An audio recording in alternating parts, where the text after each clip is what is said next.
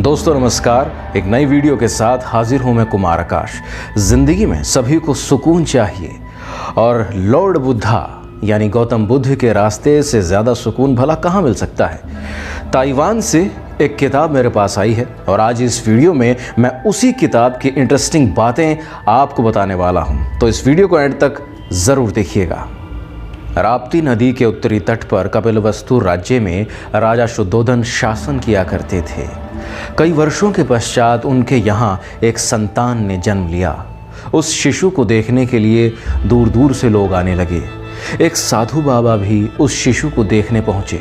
उसे देखते ही वे मुस्कुराए, लेकिन थोड़ी ही देर बाद उनकी आंखों से आंसू बहने लगे। राजा ने आंसू का कारण पूछा तो साधु बाबा ने कहा कि ये एक तेजस्वी बालक है जो आगे चलकर गौतम बुद्ध बनेगा।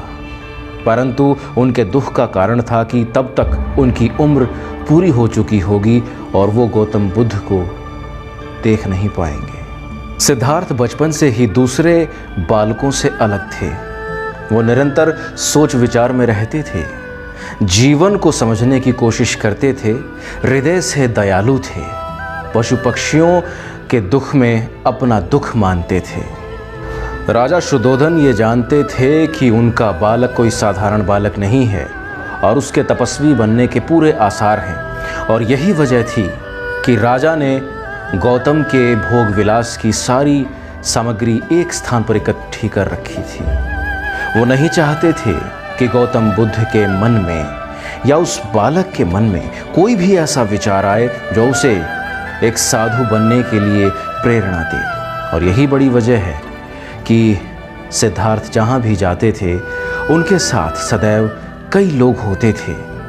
एक बार सिद्धार्थ नगर का भ्रमण कर रहे थे, किंतु उसी दौरान एक वृद्ध व्यक्ति अचानक से भीड़ को चीरता हुआ उनके समक्ष आ गया, जिसे देखकर सिद्धार्थ हैरान रह गए। उन्होंने प्रश्न किया कि ये मानव जैसे दिखने वाला प्राणी कौन है, क्योंकि इससे पहले उन्होंने किसी वृद्ध को नहीं देखा था।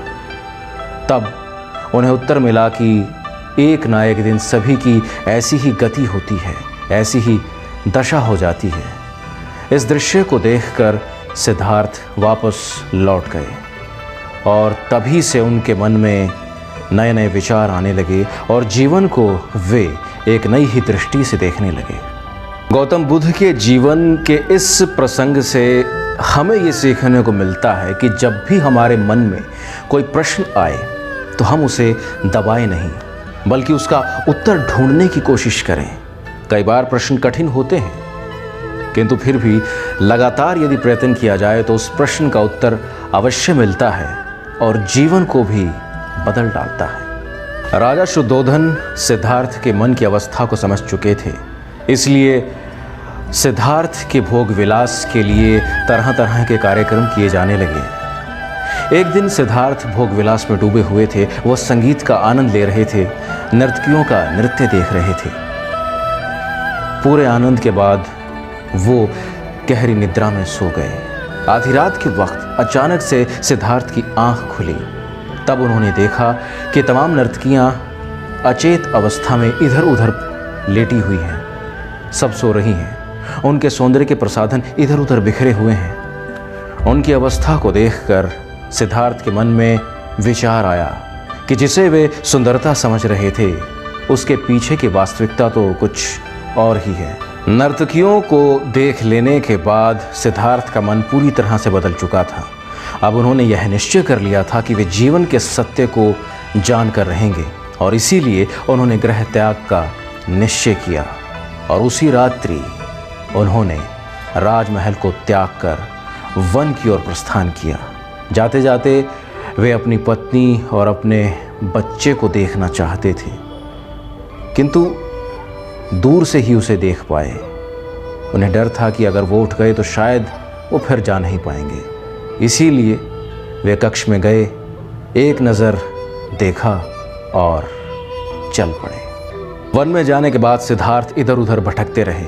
उन्हें कई गुरु भी मिले, किंतु उनका मन संतुष्ट नहीं हुआ। इस तरह से एक स्थान से दूसरे स्थान पर वो भटकते रहे और धीरे धीरे धीरे उनका मार्ग प्रशस्त भी होता चला गया। उन्हें यह समझ में आ गया था कि वे ध्यान द्वारा ही बोधि को प्राप्त कर सकते हैं। और एक रात्रि उन्होंने यह संकल्प ले लिया कि जब तक उन्हें सत्य का ज्ञान नहीं हो जाएगा वे उस स्थान से नहीं उठेंगे। और यकीन मानिए उसी रात्रि उन्हें सत्य के दर्शन हुए, उन्हें ज्ञान मिल गया।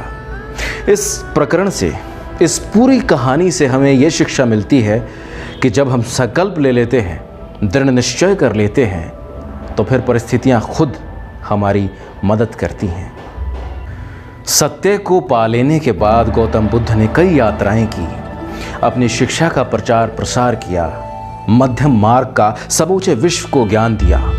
लगातार यात्राएं करने से उनके शिष्यों की संख्या में भी लगातार बढ़ोतरी होती चली जा रही थी। सभी को ज्ञान देते देते अब गौतम बुद्ध की आयु भी बढ़ती चली गई। और फिर एक दिन वो भी आया जब गौतम बुद्ध को ये एहसास हुआ कि अब वे ज़्यादा दिन जीवित नहीं रहेंगे। ये वो समय था जब गौतम बुद्ध अपने शिष्यों के साथ कुशीनगर की सीमा के पास शाल वन में पहुंच गए और उन्हें पूरी तरह से एहसास हो गया था कि वे जल्द ही महापरिनिर्वाण को प्राप्त होंगे। उन्होंने वहीं रुकने का निश्चय किया। जब कुशीनगर के वासियों को यह पता चला कि बुद्ध महापरिनिर्वाण को प्राप्त होने वाले हैं तो वो रोने लगे। उनके दर्शनों के लिए लोगों की भीड़ उमड़ने लगी। सिद्धार्थ लेट गए थे। उनके इर्द गिर्द लोग भारी संख्या में इकट्ठा हो गए थे। गौतम बुद्ध ने सभी से कहा कि जिसके मन में भी जो भी प्रश्न हो वो पूछ लें।